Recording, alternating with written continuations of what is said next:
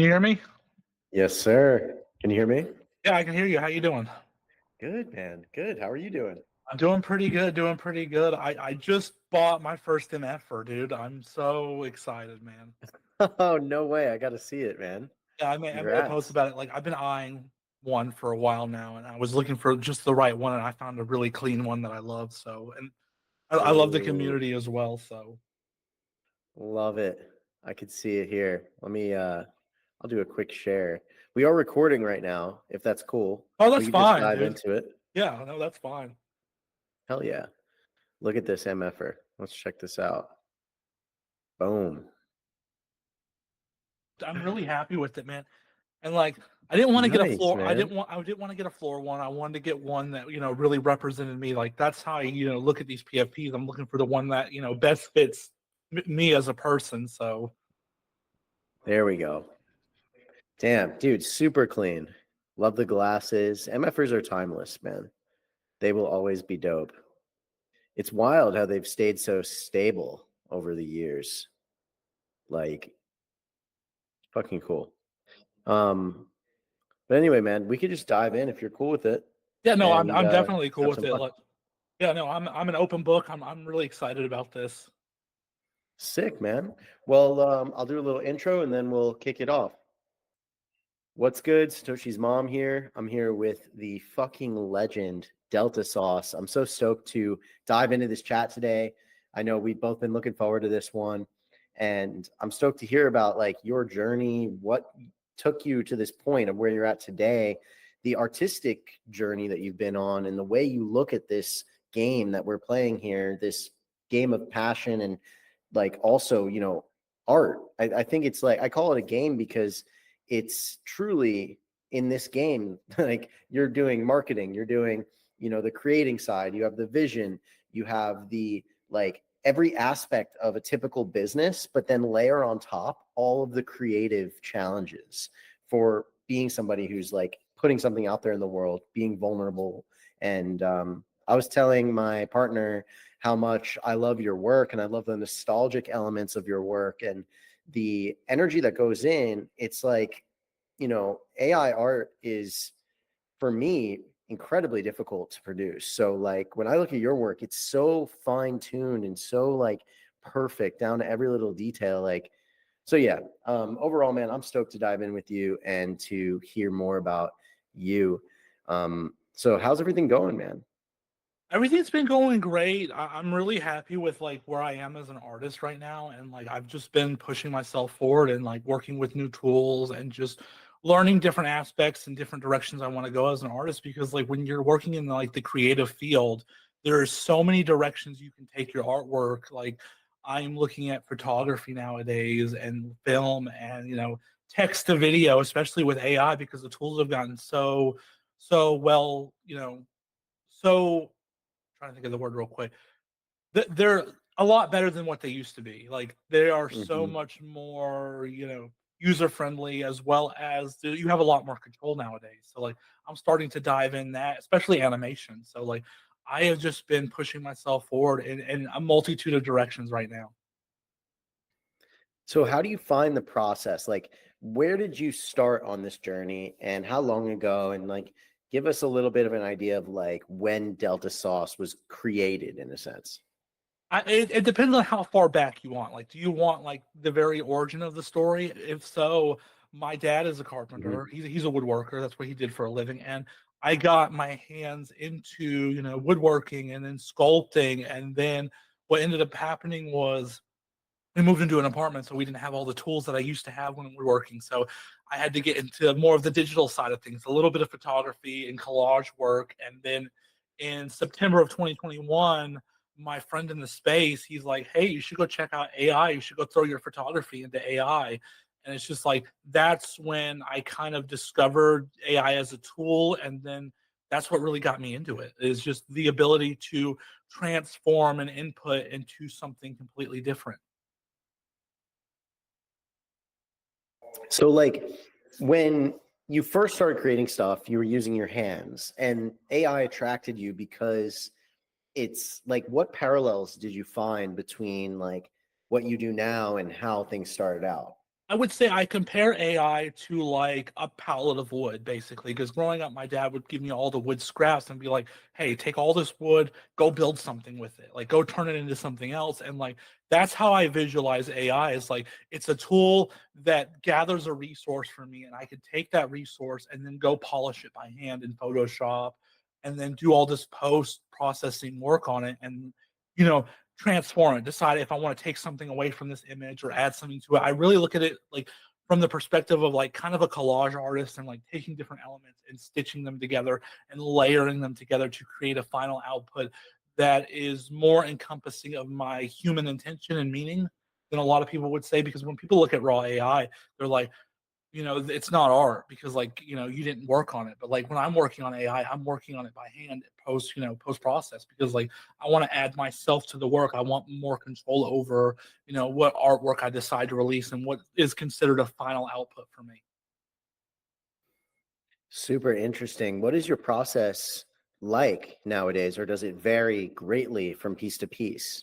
I would say it varies greatly because there's the tools for AI have gotten so much better. Like back in the day, there would be a lot of hand stitching in different assets together.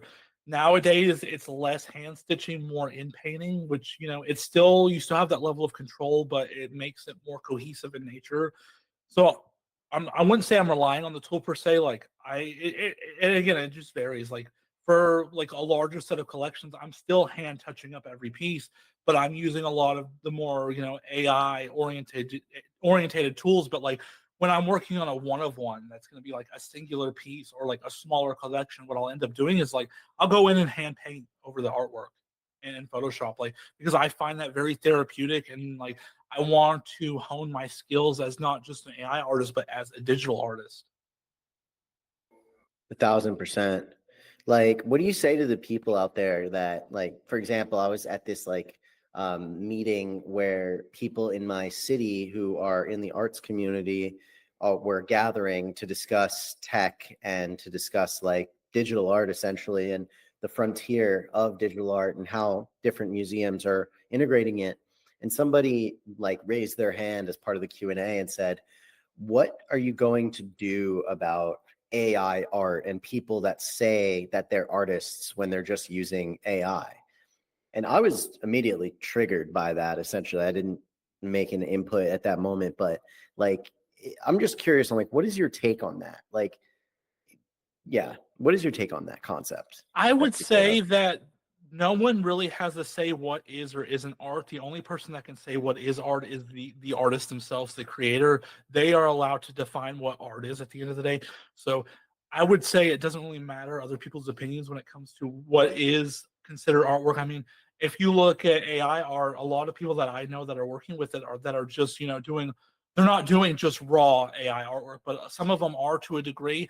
I would still consider that art because it's poetry. Like if you're having to write out prompts, and they're not all just a red dog. They're not like that. Like I'm using like Japanese and Elvish and Dwarven and all of these mythological kind of languages and just Wow. other languages as well, because like why am I just going to use English for a tool that can interpolate different forms of text? And like I want to see what the AI thinks of when I do something in Klingon or when I do something in French or like when I combine different languages together to see what kind of outputs I get, because like I don't want a perfect image. I want something that's imperfect that I can take and then I can polish down by hand. Like I'm kind of saddened that we're getting to the point with the model making where the models are getting too perfect, where I'm just like not being able to go in and having to edit anything down. And like I want more effort. I want to put more effort in. So like I'm looking at it from like the poetry standpoint and like the wordsmithing kind of way, as well as going in and editing everything. So like it's hard you can't really judge a book by its cover when it comes to AI art, because just because it's AI doesn't mean that doesn't have all these processes that have driven the artist to get to that end result. Because there's a lot of tools nowadays that you can use to make AI artwork. It's not just typing in text and getting out an image. Dude, super well put. I completely agree. Like, art is in the eye of the beholder, but also art is in the eye of the creator. Like the person that's making that it doesn't matter what it is. Like to me, sitting down and having a conversation like this is art, where where you're not just looking at your phone every 2 seconds, or like sitting down and like listening to somebody, or reading a book is art, writing a letter is art. Like who is to say what is and what isn't art? And like I just absolutely despise when people start trying to tell artists what to do. Like there is no mold to fit into in art. There is like all that there is the passion and the creativity from somebody's heart that goes into creating some sort of output. So I really agree with what you said there. Also really interesting to hear about like you're using different languages. I never even thought of that, to like create outputs and see how the AI reacts to that. What like tips would you have for people that are wanting to get into AI art, who maybe they're like, I don't know how good I am with drawing or doing hand done stuff, but I want to like get into AI art and hone that skill set? And maybe for people who might be listening who don't view themselves as like, I don't know if I can create art or something like that, more so like I want to use these tools to get into this game. What would you say to those people that are like just getting started essentially? I would say to anyone in general, just give it a try. You never know like how you can implement, AI into your process as a whole, or you don't know if you're creative until you actually go about and do something like, and just treat it like a sandbox, because like that's what AI art is in general. It's just like playing in this infinite sandbox, and it doesn't have to be a cohesive set of ideas or coming at it like from the point of I want this specific output. It's more like coming at it in a way where you're going about and just playing in the sand basically, and just coming up with ideas like that are off the wall, and just seeing how the AI reacts to it. Like that's the fun for me. Like the discoverability part and like just exploring with AI as a tool has always been the joy for me, because at the end of the day it's like solving a puzzle. Because like if I want a specific output, like I'm going in with a specific intent and the machine isn't giving me what I want, I personally have to go in and figure out how do I break the machine to my will, and like how do I get control over the machine, because it's not going to give me what I want. I have to force it to give me what I want sometimes, and it's about that puzzle aspect of it that I love. And like just go about it like that. Just look at it like, hey, it's a sandbox to go play in. I have some cool ideas. I want to see what the AI thinks of them, and just play in it. Like that's what we did early in the early days when it comes to AI. Is we were given this tool, and like there was no tutorials, no guides. Basically, if I had issues with Google Collab, I'd go about and ask other AI artists who were playing with it as well, like how do I get around this issue, or how do I get this kind of output. And then it would just be sharing information that way. But nowadays there's so many tutorials and guides, it's very user friendly. So like I would just dive in and just play around with it. Yeah, I think like the moral of it is just like do something and see what happens. Like create stuff and just have fun with it. And like don't view it as something that's like so like crazy or so like intense. Like just having fun with these tools can open up that creative door essentially. Like what tools do you use that you really like? Like you don't have to list every single one, but like what are some tools that right now you're really interested in?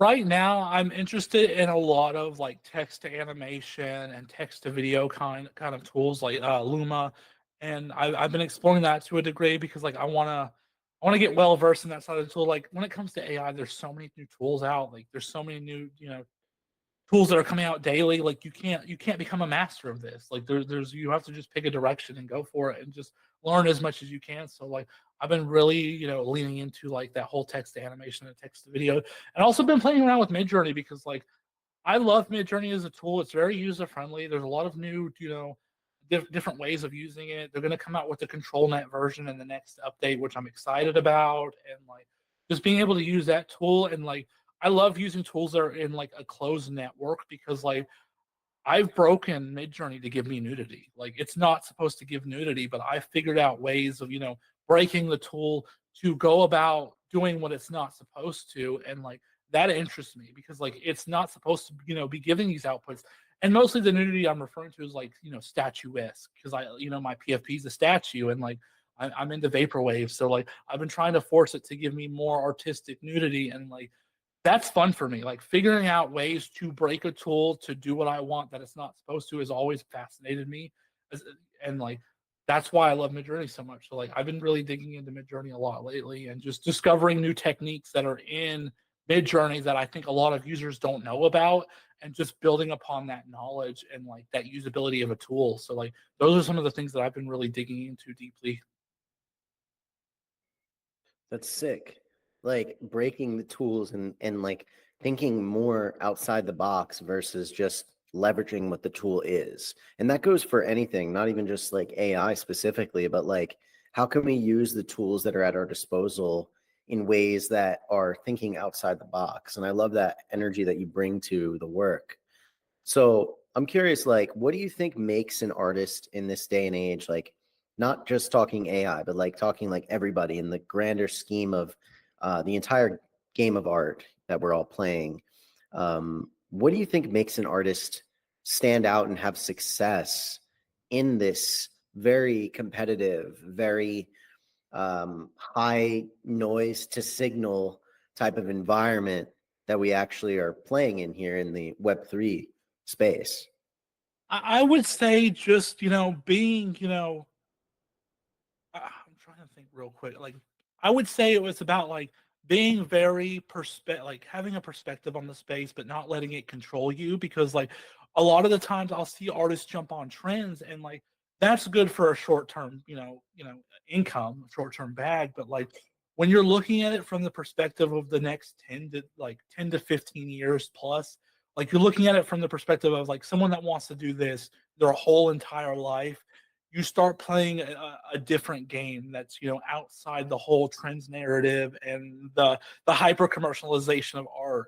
And like when you connect with those people, they take what they do seriously. Like they don't play around, they don't try to follow the hype and the trends of the space. And like I don't judge people for doing that either. Like if you want to follow the hype and the trends of the space, that's okay. Like if that's going to pay your bills, do it. Because like at the end of the day, I want to see artists being able to do this full time and not being able to have to like stress or like I don't like the whole starving artist narrative. So like do what's best for you, but also look at it from the perspective of like this is going to be permanently on the blockchain forever basically. So like you want to put your best foot forward and your best kind of artwork out there because you want people to look back in 20 years and see what you built upon. And like I really, I respect the artists that carry themselves with a level of maturity in the space, and like I love to see that the space as itself is starting to get more mature. Like we're starting to like be less inclined to all of these hype trains and whatnot, and people are taking stuff a lot more seriously. And like I appreciate that. I think that's how the space grows as a whole. But like I really just tell people just do what's best for yourself. That's not going to hurt other people or get other people like hurt in general, and just like put your best foot forward, and be kind to others. And like that's how you really set yourself apart from the crowd. Like it's just like I look at it like from my perspective, like I'm not successful because of myself.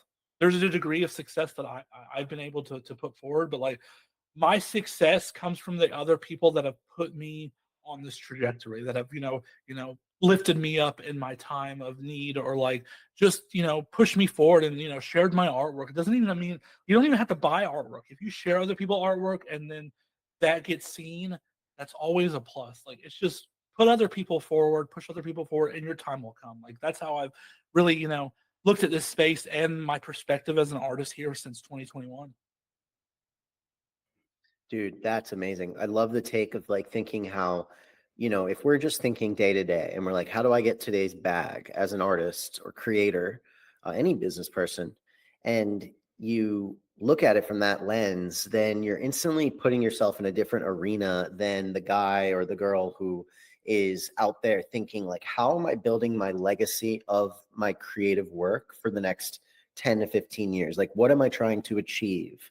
And I love that energy. It instantly switches the way that you're feeling about the process. So that's massive. I think anybody listening who's getting started on their journey or even seasoned vets of the art game, like if you're listening to this and you're like, what am I doing?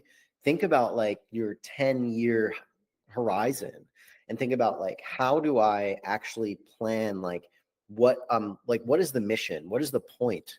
Because I think a lot of artists are on that like jumping trends thing, or they like see a collaboration potential and they're like, oh, maybe I can collab with this marketplace and I'll kind of like get my name out there.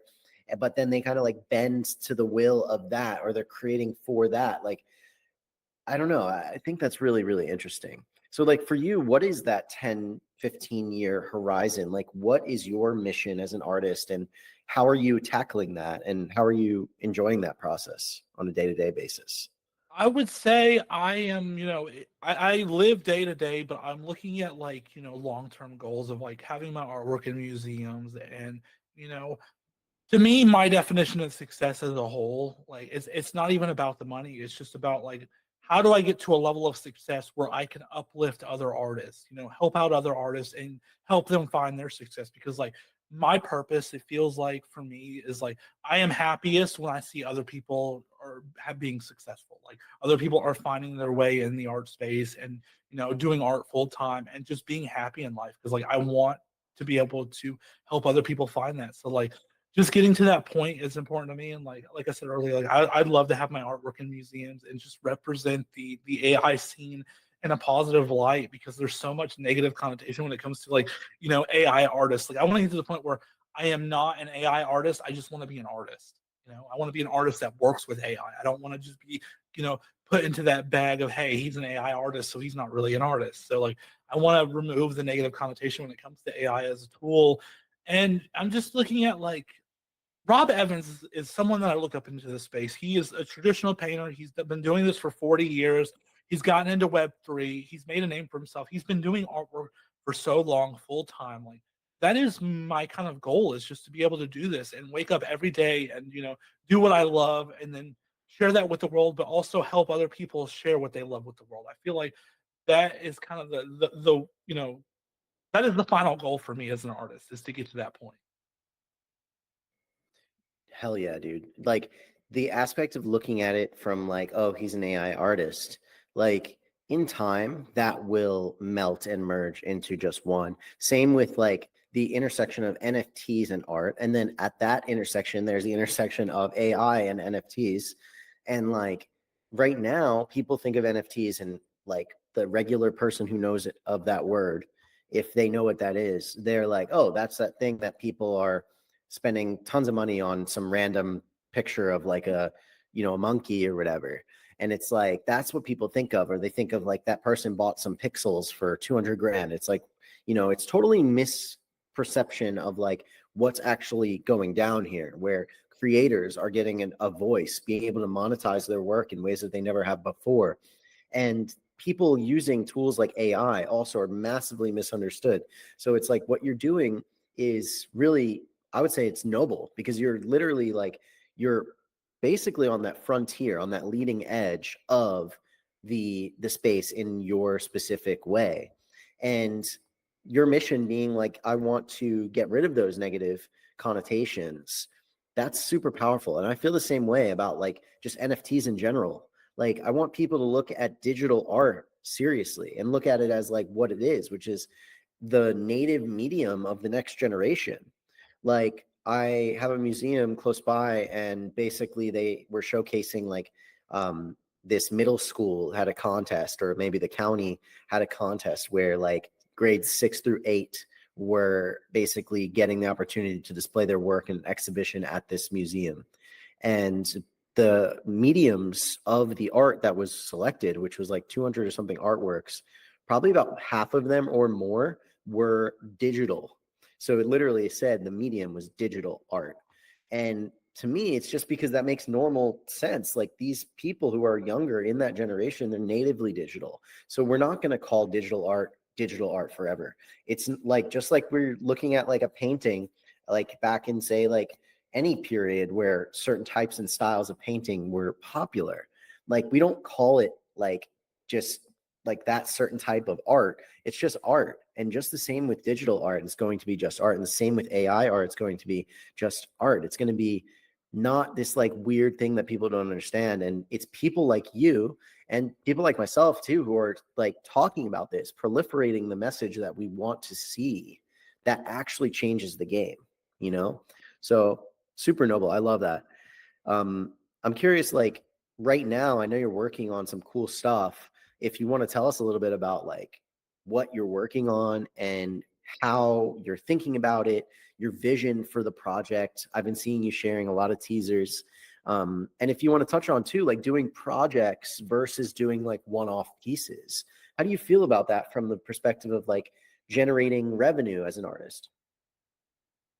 I'm really like been digging deep into this collection. Like I've been working on it for the past 6 months now, and like I love one-off collections, and but I also love these larger collections as well because I feel like with my more smaller collections, like my I did a 6 piece collection that are oil on canvas, like it's digital art, but then I worked with Matter Labs to produce to make them plotted oil on canvas, which they have these machines that can basically paint.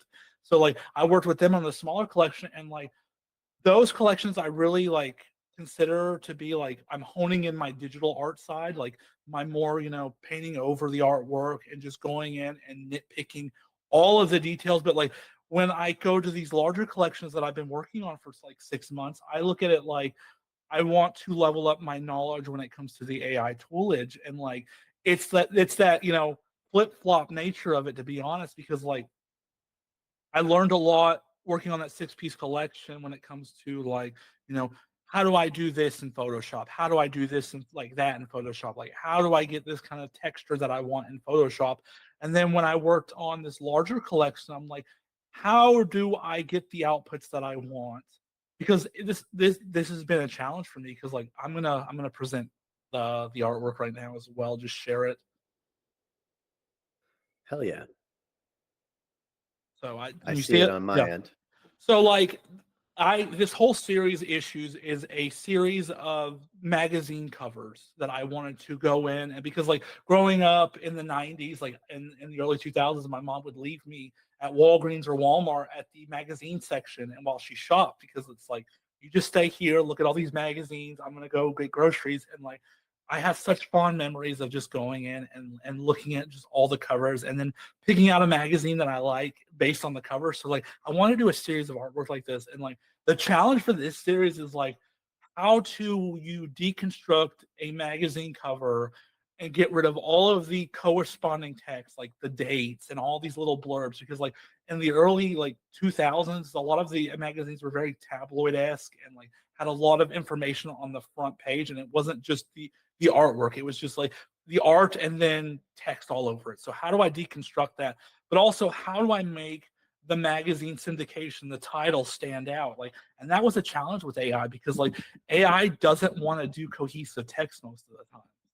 So like that was the very like me pushing the Right. tools to that edge as well. And like I was able to just work on this series, and I fell in love with it. And like eat like there's a total of 8 core traits, and each trait is its own magazine brand. So like MOTD is this whole like life kind of style brand, and like memories and movies and a little bit of pop culture esque. And like I wanted to dig deep into that as well. And like lit is more like a counterculture pop kind of like punk kind of s magazine as well. And I just wanted to deep dive into that and like touch on some references in the space, because I have a lot of references to like mfers, pudgy penguins, board ape yacht club, and like just digging deep into the tools when it comes to this as well. And it's been a blast.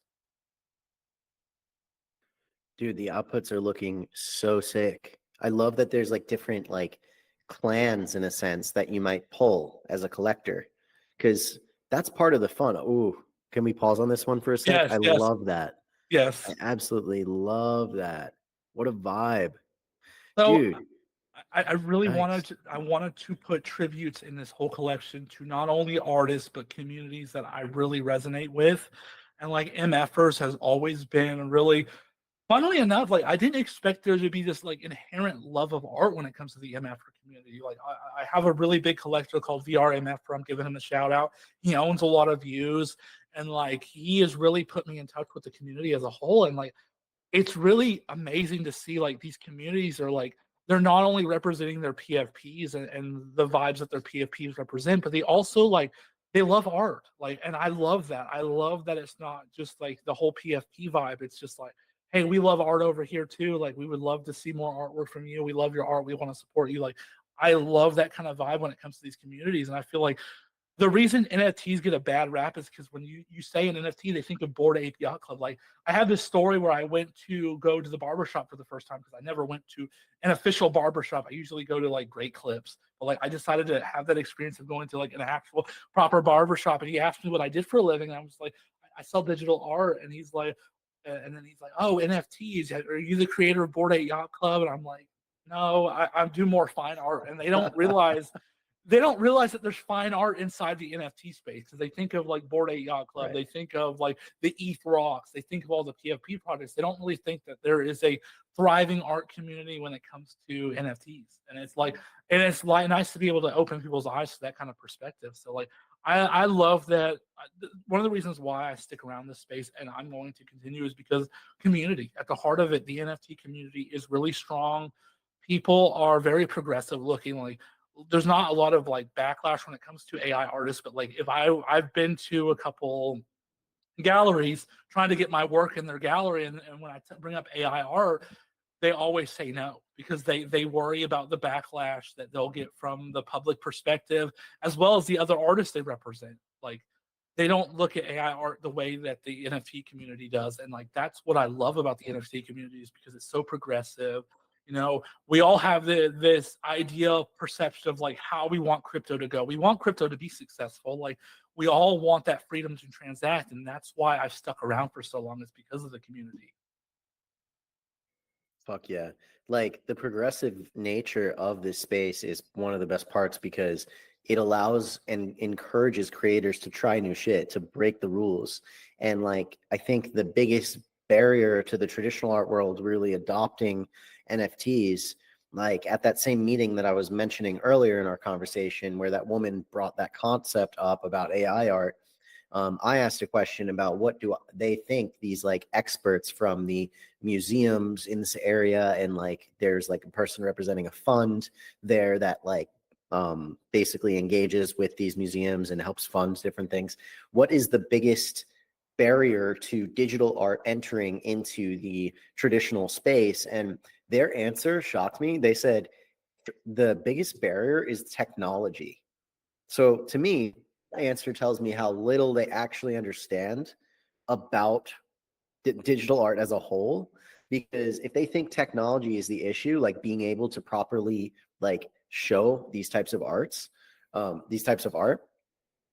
that's insane. So like, because that's probably, I would say, one of the least problems. The biggest problem is people looking at it and not taking it seriously because they think AI is X, Y, or Z, or they think digital art is not like as tangible, or they think that whatever opinion they have about it not being as good as physical art. And in reality, they're both the same. They're just different, right? So it's like almost like there's this like segregation of traditional and digital art right now, and I want to merge those two things. And like what you're saying about like you go into a gallery and then they're like, nah, because it's AI, like no thank you. That's going to change massively as more people understand like why this is significant, why these mediums are cool. So you're on that leading edge, man, and like props to you for going out there and going to these galleries and saying, yo, what's good, let's get in there. And fuck them for like not understanding it.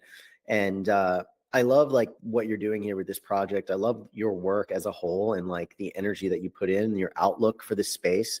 And the progressive nature of this space is absolutely key. And eventually, I believe we're going to merge those lines, and we're going to be in a position where digital art is taking the like nation or the world by storm in a different way than, oh wow, that person bought a monkey pixel for $1 million. So it's people like you that are doing things like this that allow for that to happen. It's collectors like VR MFer who are out there supporting artists like you, who are encouraging them, who are connecting them, that create these opportunities for this to happen. So it's like we're all here in this community and we're able to push it forward together. We don't have to look to anybody else besides ourselves to create this, turn this space into what we want it to be. So I get really passionate about that. When I hear you say that, it's just like, I can't believe it, like, but Your work, man, is absolutely amazing. It definitely will be in museums, no fucking doubt. And whatever museum is going to be displaying your work, they're going to look at it and understand it in a way that the traditional art world right now is just simply not understanding when it comes to as a whole. I mean, that's not like to say that there's not some museums out there that are supporting digital art, which I believe there's a lot. But I think that there's still too many of these barriers. We need to knock them down. We need to decimate them completely. So yeah. No, Yeah, go ahead. I was gonna say I do agree. I really want there to be like this frictionless kind of like acceptance of digital art, but I also I kind of look to the traditional art world in a sense because they have things figured out to a certain degree when it comes to to art in general and how to exhibit it. And I feel like as the space matures, we're also going to get to a certain level of standards for how we display artwork and like how we represent artists. And I feel like once we get there, I feel like I think the traditional art will be more accepting of digital art as a whole. Like they don't understand the technology. I feel like you said they're kind of out of time to a certain degree because there's a lot of stuff going on in the background. Like White Walls has developing technology so that you can easily put that art that's on the blockchain on your TV, any TV, which is great. Like, and they want to make it so easy that no matter how old you are or how young you are, you understand that it's not like they need to hire someone to come in and put the artwork on. Like it's just a button click and then the artwork's on the screens. Like that kind of frictionless, use of technology and like the ability for anyone to get a hold of it and be able to be like, hey, I want this artwork on this TV and just press a button and it's there. Like I feel like once things get easier to use and easier to understand and like transacting on the blockchain has always been like I feel the biggest barrier for just the average Joe or just the average art collector to get involved in Web3 as a whole. Because like if something were to happen to me personally, like my mom or my family would never be able to get my money. They don't understand how to get access into my wallets. They don't understand how to, access my ledgers. They don't understand any of that. And that worries me because like my mom's 65 years old. Like she's not going to understand like these are 24 keywords that you need to keep. This is how you get access to the wallet. Like we need to make it simpler for people to, get involved in the space. And I feel like once that happens, we'll get wider usage. Like mass adoption will happen, I feel, at that point. I agree. There's definitely barriers there that are, I think there's companies working on those things. Like I think Coinbase Wallet is doing a lot to try to onboard people and make things simple. They have a simple version for their wallet, which like in the settings you can tick it and it says simple versus like advanced. And it's like very, very like I guess simplified, but like it's very like easy. It's very like intuitive in a sense. They're taking shots on goal for sure in that realm. And I respect that. I think like as the space grows, that's going to definitely be something people understand more. And there is like, I mean, dude, using a ledger is not easy. You have to plug it in your computer. Half the time it doesn't work. Then you have to like, it's like feels so risky. Like you have to hide the passphrase. Some people like etch it into metal and bury it.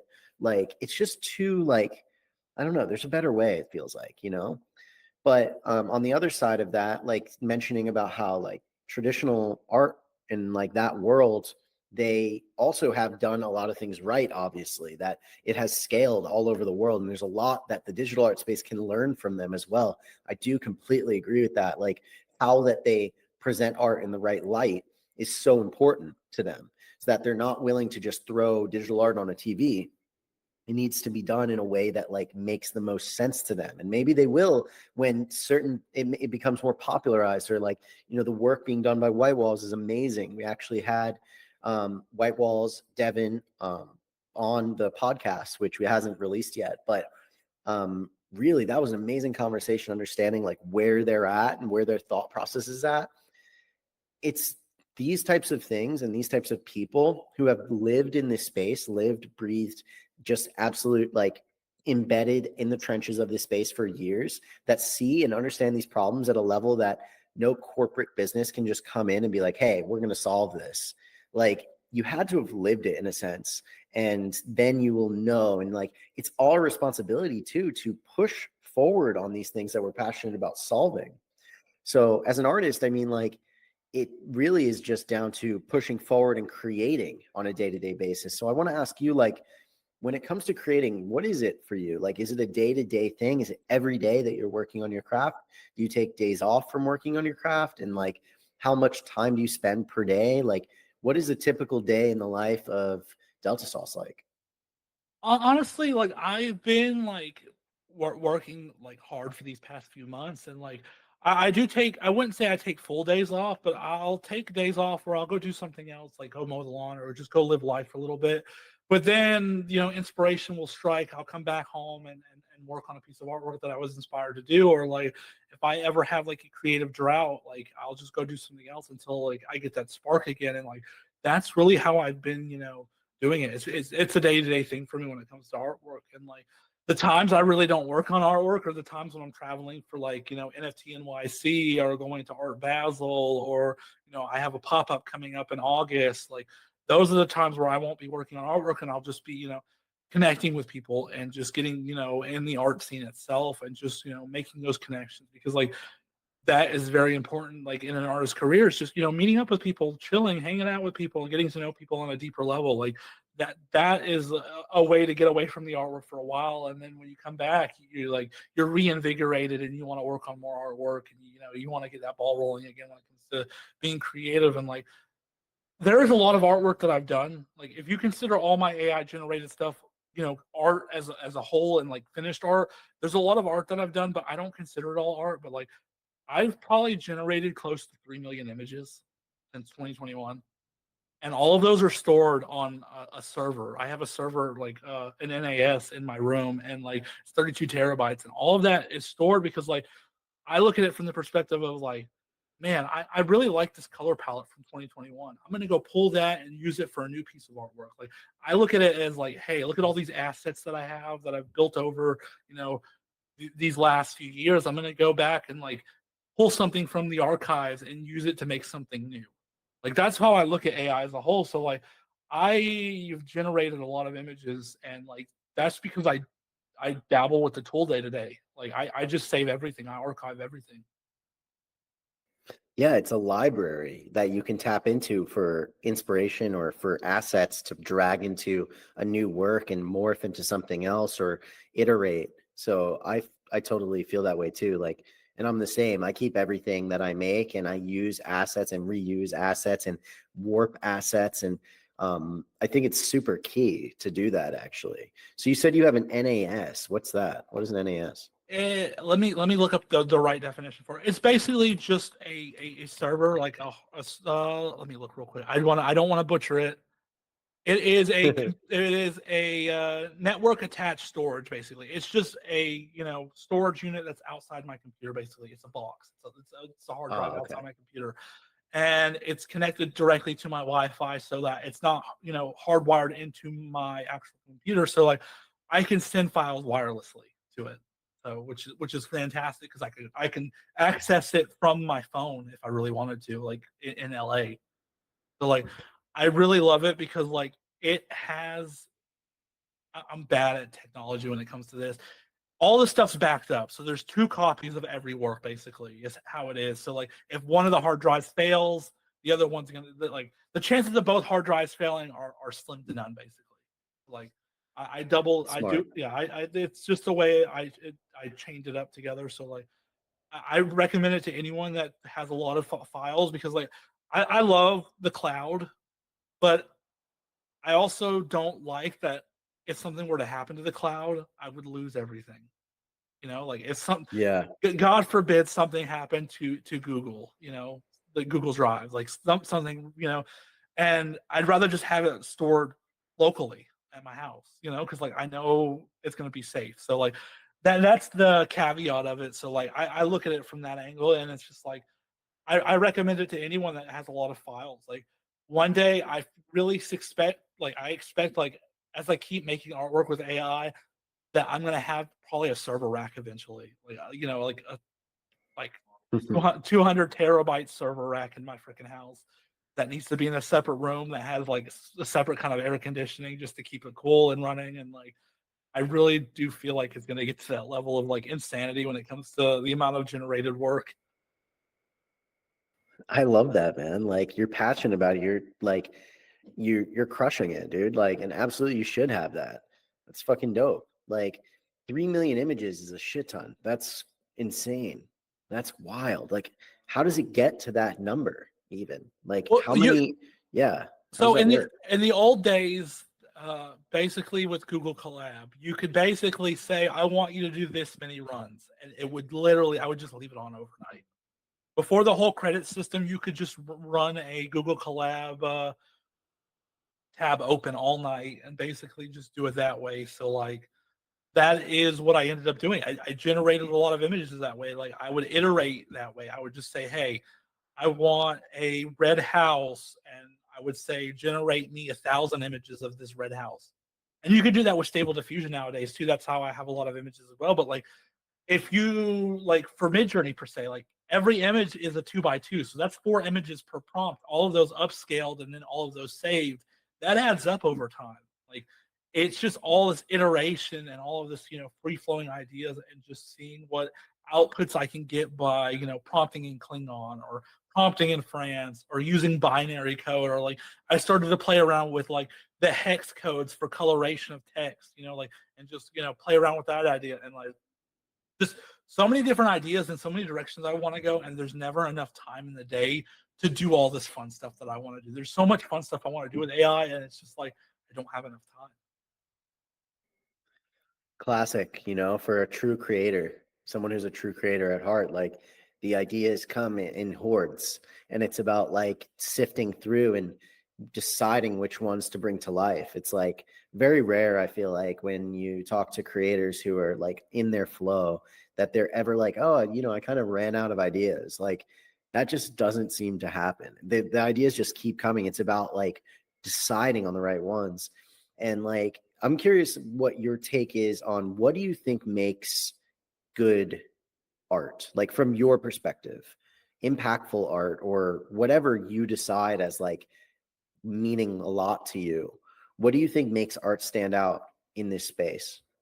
I would say when I'm buying as a collector, when I'm collecting artwork, I look at the emotional draw that the artwork brings. Like if it brings about an emotion or a memory, like I'll usually want to just collect it because like I love artwork that can resonate and you can have a deeper discussion. And then I try to the glory of this space, the thing that I bring up a lot is like you can actually connect with the artist. Like in the traditional art world, you rarely get to talk to the artist that you buy the art from. Like if you go to Sotheby's or Christie's and you buy a piece of artwork, you will rarely get to speak to that artist ever. Rarely, like rarely if ever. And like the thing with NFTs and the digital art scene is like if I want to go talk to Grant Yoon about a piece of artwork, I can go talk to Grant Yoon about a piece of artwork. If I want to go talk to Rob Evans about his latest artwork, I can go in and like when you start talking to an artist about their artwork, it adds this extra, narrative and you get the meaning behind it, you get their intent behind it, you get all the nitty gritty stuff behind it. And that's when I start to really collect that person's artwork. Like once I connect with an artist and we have this back and forth conversation, like Austin, he is a really good artist in the space. I talked to him a bunch and like one piece ended up turning into me buying 8 pieces from him. Like that's how it Lord usually of the happens. Cats. Yeah, Lord of the Cats. Yes, he is a really amazing artist. Nice. Like I found a piece that I resonated with, and then I bought it, and then I sent him a DM, and I'm like, how did you get this specific kind of texturing on this artwork? Because I'm a big texture fan, especially on digital art when you can add a texture and it makes the art look like physical. Like I love that. So I started to ask him questions about his process, and he was really an open book about it. And he shared with me all the tools that he was using. And then that led me to have more conversations with him, and that led me to end up buying 7 more one-of-ones from him. Like that's how I collect art because like I want to know what the artist is doing. I want to know their meaning and intent behind their work. I want to know why they're doing the artwork they do because it adds to this whole story. And like, I'm a very story driven kind of artist myself. And, I love film, I love cinematography. So, like, when I can add more depth to just the artwork itself, that makes the artwork more valuable in my mind because, like, I feel like a lot of artists here, they're not getting archived. So, like, I, my fear in the future when it comes to like NFTs as a whole and digital art is like there's going to be a day where, you know, when in like 10 to 20 years, where like someone's art portfolio of artwork that they minted on the blockchain is found, it's considered a masterpiece, but we know nothing about the artist because they were an anonymous artist. They minted it to an anonymous wallet. They might not be alive anymore. Like, we don't know any of the story or intent behind the work, but it's considered a masterpiece. Like, I worry that story is not being archived for artists in this space like it would be in the traditional art world. I'd love to talk more about that because a lot of people say, well, if your piece is not enough to let me know why it's significant or what the story is, then it's not good enough. Like, I've seen a lot of people say that. And I love documenting like the entire process of like, this is what this means. But also, I do understand the other side of it. Like, you don't want to over explain everything in order for someone to get to understand it. It would be nice if the work itself does a lot of the talking. But I do believe how powerful it would be to, like, on the blockchain in the metadata, also explain what the piece is about, or at least a little bit to give an idea. So, like, what's your take on that? Like, do you think that it's important for people to explain what they're creating and what it means? Or do you feel like there's a fine line between explaining a little bit? Like, what's your take? I would say it depends on the artist because there are some days where I want to explain the whole narrative behind like issues, but I also want there to be a level of discoverability when it comes to the artwork. And like every piece in this collection has something written about it. It's like the date isn't picked. There's a date for everything in the metadata. There's a month, a day, and a year. All of that is important to the piece itself. It's not random.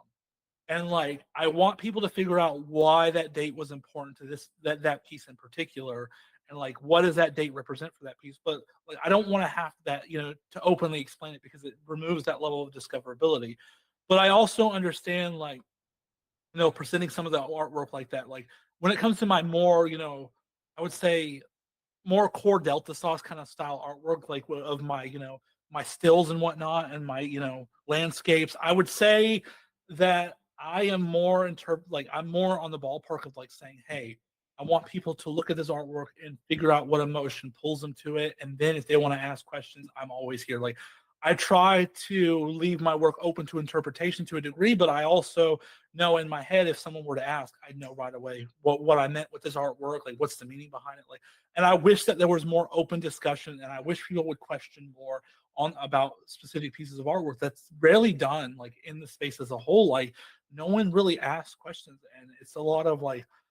Again, I know the space operates in a fast manner. It's a lot of, all this art looks beautiful, like, and it's good art. I love the art, and like you see those comments a lot, but like no one really deep dives into asking like the narrative behind the artwork, or like what the meaning and intent is, and like what is this, why did you pick this color, or why did you pick, you know, this shape for the clouds, or like what is this date supposed to represent. I wish there was more discussion in narrative when it comes to artwork, because like some of my best experiences when it comes to like traditional artwork as a whole is like going to Art Basel and going to all these events with my best friend Black, and we're just talking about the artwork, and we're trying to like decipher what the meaning is behind it and what the intent is. And like those are some of the best moments when it comes to artwork, and I love those discussions, and I wish it happened more here in the space as a whole. I love that. Like, getting out there is a big part of it. Like going to IRL events, going to places where you can connect with others, ask questions. Like, just even doing these podcasts for me adds tons of value to my life because I get to ask cool questions to people like you who are deep into their creative journey. And like, I think just connecting with other people in this space is so important. You can't just kind of be in your own silo.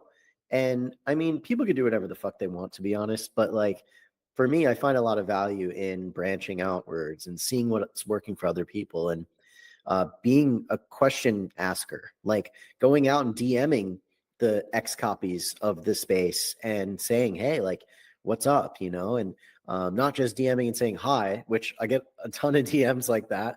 I'm sure you do too. I have no idea what that's about. But basically, like, you know, asking a question to people. And I find most people actually hit you back. Like, and making those connections, being a reply guy too, and like just connecting with the people that are here actually building stuff is so important. I really do agree on that. So like this piece here that we're looking at now, like, are you like when you start out, like what is the base of a piece like versus like the finished product for you? A Like what are lot you of looking for I when you am first get that base down?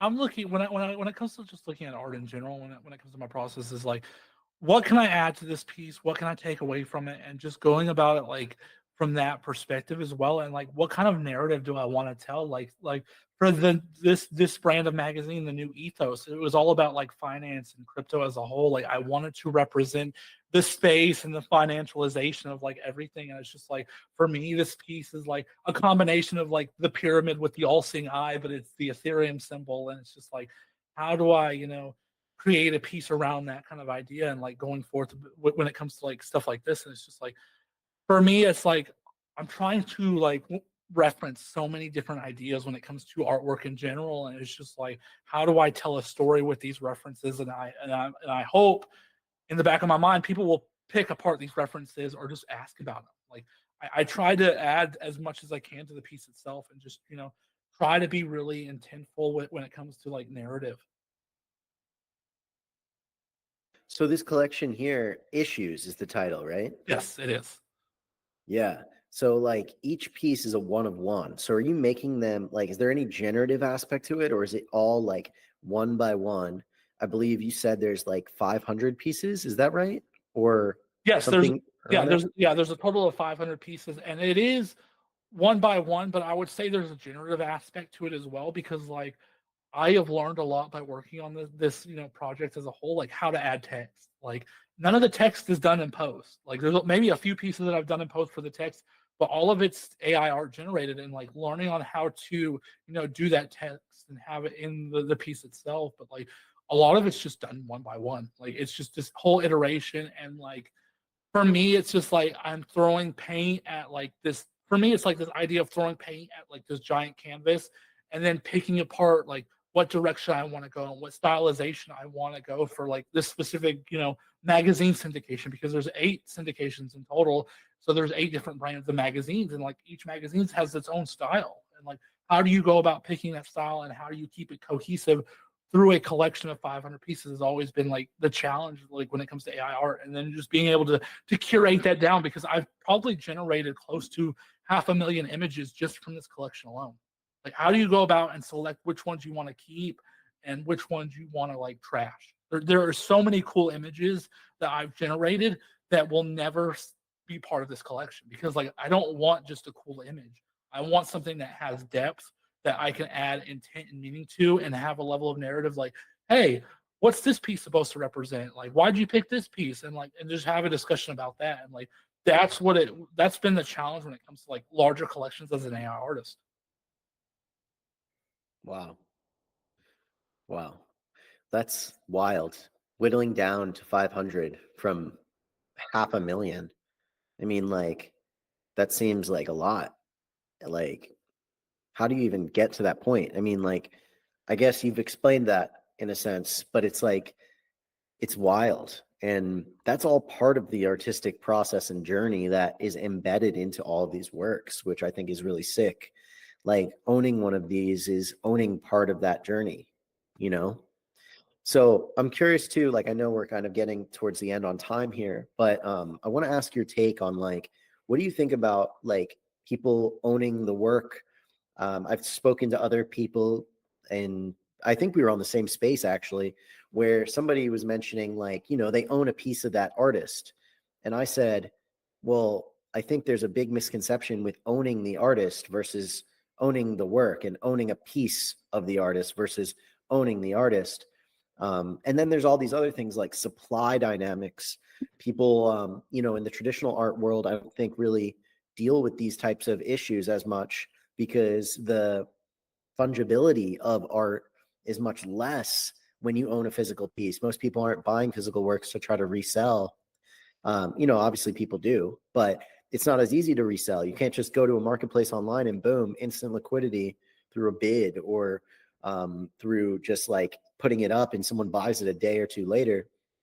So like, what's your take on like artists and supply of their work, and artists and working with collectors, and collectors who might be asking the artist, like, or telling the artist what to do. Like, what's your take on all that stuff?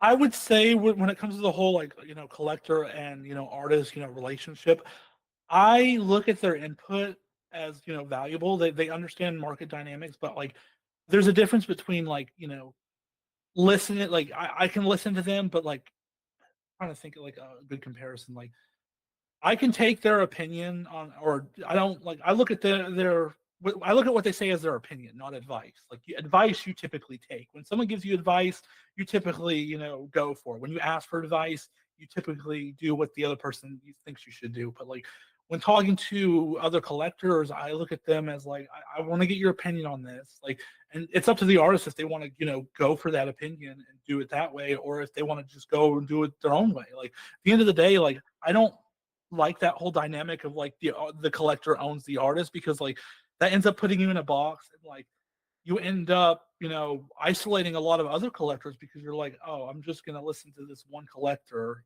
and like I don't like that dynamic at all. Like I don't look at collectors as wallets either. Like I think that's another misconception that some artists will typically look at like bigger collectors like Cosimo and be like, he has a lot of money, if he collects my artwork, it's going to change the trajectory of my art career like entirely. And it's not typically like that. And like you shouldn't be looking at collectors as like wallets. You should be looking at them as like relationships that you can foster and build and like work with. And like some of my greatest collectors have given me the most opportunities in this space, and like some of the people that I didn't expect, like that aren't big collectors, have given me the biggest opportunities. Like Bernardo isn't really a big collector for me, but we ended up building a relationship, and like he ended up changing the whole course of my artistic career, because he bought a piece of artwork in September of 2022, and then he ended up retweeting about it, and then Grant Yoon bought a piece right after,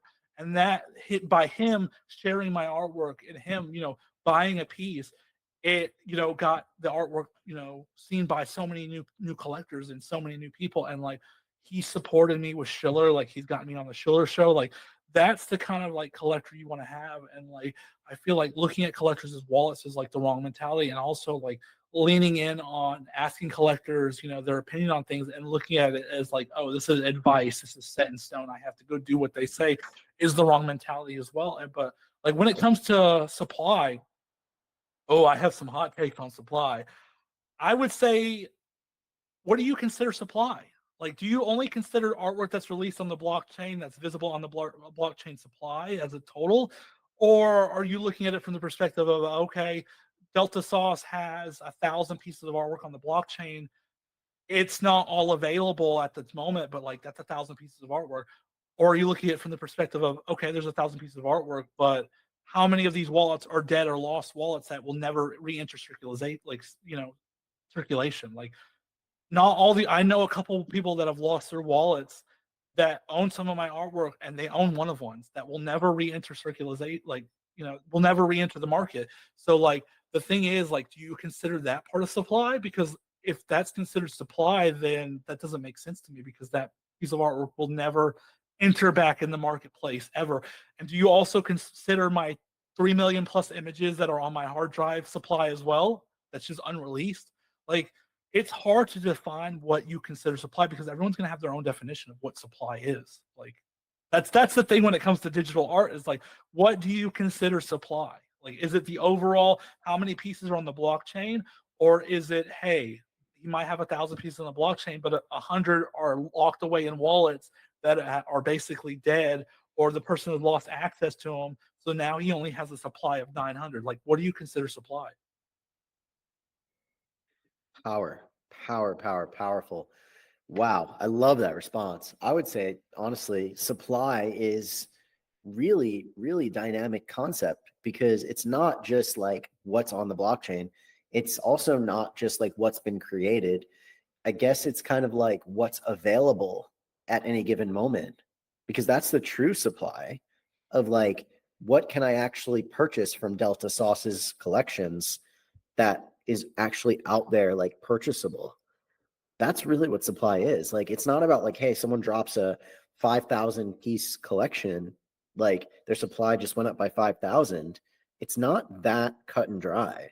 And like any collector, I feel like who's out there telling artists like, "Oh, your supply's too high," like honestly, like when I interviewed Dan Jews, he had an amazing take on this, and um, basically, I think he brought it up before the interview via like tweets, and we talked about it. But like the concept hits me, and I think about it a lot. It's like, what? How much more life do we have here on this planet anyway? Like, I'm 31, so like I don't know exactly how old you are, but assuming that we have 50 more years of life, like 60. I mean, if we live to be 100, if I live to be 100, that's another 70 years of life. And like, how much of that am I able to really be creating and putting things out there into the world? It's like, does supply matter at all in that case? We're here and then we're gone. The only thing that's for sure is that when we're gone, our supply will stop. So it's like, fuck it. Who gives a shit? Let artists create as much as they want. Don't influence people to not put stuff out. Like, and honestly, it is such a dynamic concept that like, why even like give a fuck about what other people are doing? Just do what you want to do. Do what, as an artist, what feels best. And I love the take about like listening to collectors and being open about like, okay, like this is their perspective. This is not advice, but it's just an opinion. And it's an opinion that I can take with the idea that it is an opinion. It's not something I have to do. So like ultimately, I think that all these like different things that like people are like, oh, I'm not supposed to do this, I'm not supposed to do that. It's all kind of just bullshit. Like we're here for a limited amount of time. Do what feels best to you. Fucking put your heart into it. And most importantly, really have fun doing it. Because that's what we're doing every single day. If you're committing your life to the arts, you have to have fun with it. Otherwise, what are we actually doing, right? Like, what if creating this collection for, people like, oh, it's a grueling process. Like, you're not going to enjoy every bit of it. I can fully disagree with that. Like, maybe there's aspects that are tougher than others, but like, what do you think about that? Like, art itself, should creating art be always be easy and fun, or is it like there's times that it's more difficult and there's more technical aspects, and like maybe we're not going to enjoy every bit of the process, but it's part of the game? Like, where's your take in that realm? I would say this is what I love about art, because you can make it as hard or as easy as you want. Like I know people that are on TikTok that are just throwing paint at a canvas and they're selling canvases for $10,000 a pop, but they're having fun with it. Like that to me that looks easy, but to them that might not be easy because you don't know where their starting point was. You don't know how much knowledge that they've learned by doing the process repetitively. Like it looks easy to me coming at it from the perspective of like, oh, they're just throwing paint on a canvas, but like when you actually go about it, it's just like it's not as easy as you think. And like that's the funny thing when it comes to AI art, because everyone thinks it's easy. AI art, I can make AI artwork a grueling challenge if I really wanted to. Like I can like grind, and that's the thing. Like I've been leveling up my skill as a traditional artist to a degree because like I've been painting over some of this work. I've been going in and nitpicking some of the details in this, and like I've been making it harder because I enjoy the challenge of it. Like I enjoy, crafting a piece of artwork that was generated with AI and then going in and making it my own. Like I enjoy that. But like some people enjoy the aspect of like, just generating something because it's easy and it's fun. Like that's the real joy of art, is like you can make it as difficult or as easy as you want it and just have fun with it. Like if you're not having fun making artwork, then what are you doing? Like I don't want to spend life like, and this is the reason why I quit my 9 to 5 to do art full time. Like I quit my 9 to 5 because I didn't want to look back on life and be like, I didn't do anything for myself. I regret my whole life. Like I don't want to look back with regret. So like that's why I'm pursuing artwork, because I love it. Like I wouldn't be, doing artwork if I didn't love it. I wouldn't be waking up every morning with a smile on my face and going in and working on artwork, and like that's the thing. Like I tell people, like, do what you love in life. Don't It doesn't really matter what other people think. Like as long as you're not like hurting other people or you know or doing anything like in the wrong for other people or throwing other people under the bus, just keep doing it. Like I'm generating AI artwork and I've gotten hate for it. I've gotten death threats, and it's just like I don't care. Why does my art affect me creating artwork doesn't affect your artwork? Like it doesn't affect you at all. So like I just ignore the noise and just keep making artwork because like I love it. It's fun. It's fun and it's challenging at times. Yeah, like when it comes to that concept of like, are we hurting other people by creating art? Like by default, the answer is no, Like you're not hurting people unless like you're being malicious towards a specific group. Like that's a way I guess you could be hurting somebody. But like if you're creating art from your heart, maybe it's controversial or whatever, but like I think more so when people look at are we hurting people with our art, they look at like, you know, a big, large collection dropping with like all of this hype, and then people like FOMO buy it, and then they lose money. So like I'm curious on what you mean by like we don't want to hurt people with our art. Like, is that what you're referring to? No, Like, I'm just saying, like life in general, like just taking advantage of other people or making promises with your artwork, because like that's a really bad path to go when it comes to artwork. When it's like, hey, if you buy this, you're gonna make money, or like, hey, like giving people incentives underneath the hood, like behind the scenes, like stuff like that is negative in my eye, and it's just like a lot of people view art and selling art as a competition. It's not a competition. It's not like, and this is, I'm talking from experience, because like I used to be this way when I first entered the space.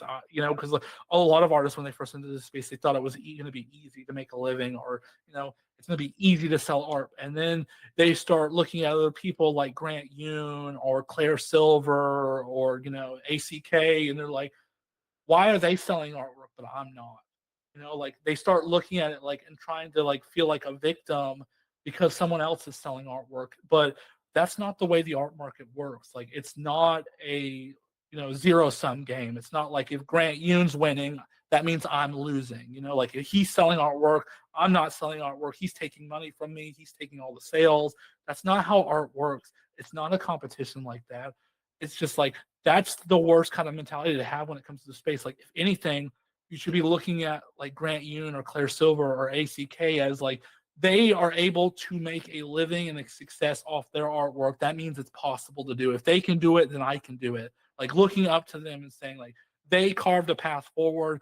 They made it so that it's possible. You can do that too. Like, and that's what flipped in my mentality like a year into this space. Like I stopped playing the victim and blaming, other people for my lack of success. And I started looking inward and being like, what can I work on to get to that point where I can find my own success, because Grant Yoon's doing it and all these other big, artists are doing it. So that means it's possible.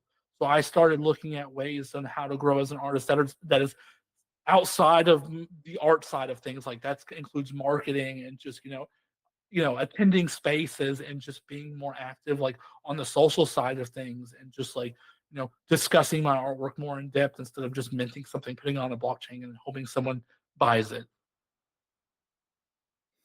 yeah, man, like super sound take. I think that as soon as we start thinking about like why is that person having success and I'm not, we've lost the plot completely. Like we've immediately then entered into a different realm where it's not going to be conducive to our success to create from that standpoint or mindset. Like this really is a game where if I see DeltaSauce sells out a collection, I should be inspired, not like, holy shit, like, why not me? If anything, it gives you more evidence to show how possible it is for you. Like, and those people that sell stuff out, like, if they're also like making these grand promises and stuff, that's always a huge red flag for me, regardless of how successful they are. If someone's like, buy this, get in now before it moons, like, only this many left on the floor, like, it's all bullshit because that can change in 2 seconds. And like in reality, you shouldn't try to attract people in based off of these like hype mechanics. I think it's total shit. So like just staying genuine is so key, and letting people discover you for the work that you make that you're having fun making is so important too. Like don't just chase trends because those will disappear like vapor over time. The collectors that you get from doing it won't really truly connect with the work that you have in your heart. So it's like make work from your heart and then take the time, put it out there. And maybe it's not like this instant road to success, but it's like little by little, I think putting in the consistent work, getting out there, getting people to know your style, getting people to see your work and be like, oh, I know that's a DeltaSauce piece. Like, or seeing it, it's like, that looks like Delta's work. Like, that's a huge part of it. like getting people to understand what your style's like, and then also like having that original style and then diving deeper into it and expanding it, not just being like this one type of thing, but like going out and like trying new shit and not being afraid to do whatever feels best and most exciting in that moment. All of these things, like, I feel like we learn through experience more than even just kind of hearing it on a podcast. Like, you live it and then you learn, and every single day is a learning process. Do you feel like every day you're learning something new still at this point in the game? Oh, definitely. Like if I'm like I want to keep learning because like that's the thing I'm curious about. And it's not even just artwork in general. Like I went to Matter Labs in April during NFT NYC and like just going there and like, getting immersed in how they, turn digital art into a physical oil painting, like and just learning other, parts of the business when it comes to being an artist has always been important to me. Like getting to know how galleries operate on like a more minute level, and just also getting involved with like learning more about the museum side of things as well, and like learning more about like auction houses. I feel like there's a lot to learn in the art space as a whole, that it's not just art dictated, because like there's a lot of moving parts inside the art scene as a whole. And like I am trying to be well versed enough so that I understand like how things operate, and like I am well informed, because like once you become well informed how things you operate, it becomes a lot easier to like have conversations with people and just be able to enter a room and not feel like the dumbest person in the room, because like that is my biggest fear when it comes to like going to events and whatnot. I don't want to be the least knowledgeable person when it comes to being in the room with other people, because I want to be well versed in how things operate and just be on that level, because I don't have that traditional background. Like I didn't go to college for art. All of this is just self-taught and just learning by effort, and just learning by everyday day-to-day things. And just like I want to learn as much as I can, because like that's the fun part for me as well, is just being well versed in like how things operate. So like I am trying to learn day to day, to be honest. And like that's how I've been, I live my life in that manner as well. Like I have this long idea of like what I want to do career wise, but then I also, experience life day to day, and just try to be the best version of myself, every day, and just like try to be better every day. Like tomorrow, like I'm gonna be a lot better tomorrow than I was today. Yeah, dude, like super key. As soon as we start feeling like we know everything, we kind of start heading in a negative direction or like the opposite direction. So just being really like understanding of like we're constantly learning, we constantly have a new opportunity every day. Every day really is a new opportunity to crush it, to get out there and try some shit, like do some shit, learn some shit. And I think honestly, man, this has been one of the dopest podcasts I've had so far. I love the way you look at this, and I love the way like that you pour your energy into this game of art, and this your work into the space, into the energy that you put out there for others to like help guide them, and also give people like a light for understanding of maybe how to get better in the game and what to do. There's a lot of things that you exhibit just through your tweets, just like your takes on stuff that inspire people and definitely inspire me. I think you're definitely one of the most sound people in this space when it comes to the takes that you have. The energy you put in is very pure and genuine. And honestly, man, you're a light in the space.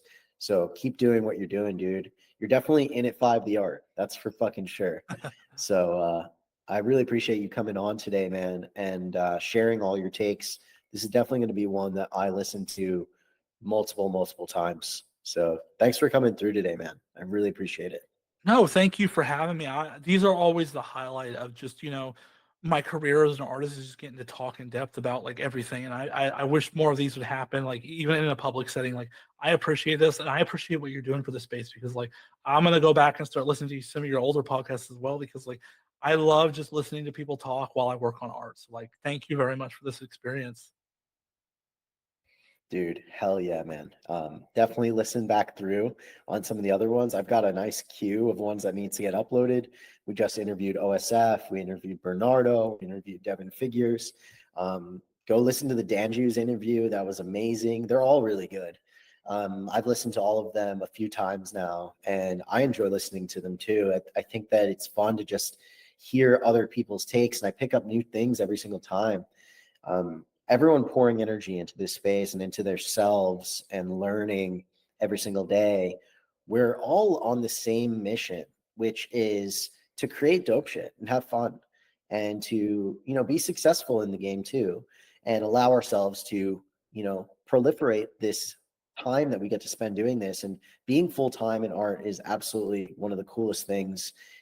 It's very achievable, and I think that it's not easy, but it's so worth it. And every single day being able to like put that time in and get to play that game is so exciting. So I'm really passionate about talking to people like you and asking those, questions that are like, how do we make this happen? Like, what is your process? What is the takes that people have that are having success in this space? So yeah, man, I really do appreciate you coming through. This has been an amazing time. And I think this is a great spot to wrap it up. But man, you're a fucking legend. I look forward to seeing your work in many museums around the world. Good luck with your pop-up coming up in August. Good luck with the drop coming up. It's going to be fucking dope. And keep crushing, man. Keep doing your thing. No, thank you very much. I'm excited for the pop-up in August. Like, it's going to be around VCon, and like, I'm excited for this collection drop. It's on August 8th, and I'm really just excited to just see how people like experience it as a whole. And like, honestly, it's going to be my first pop-up. I've never done one before. So like, it's around VCon as well. So I'm really excited for that. It's going to crush. It's going to be fucking sick. So that's going to be awesome. And August 8th, that's the date. Mark it on your calendars. So yeah, man, I look forward to seeing how it unfolds. Good luck with everything. Keep crushing, keep doing your thing, and keep spreading good vibes, man, and good wisdom. You're definitely someone in the space who is proliferating this game. So, man, cheers to you and much love. Thank you very much. All right, brother. I'm going to end the stream, and we'll see it up in a few days, probably a week or so. Yeah, just hit me up, and we'll get it out before your launch. For sure. I appreciate that. Thank you. We will. All right, brother. Much love. Talk soon. All right, have a good one. Bye.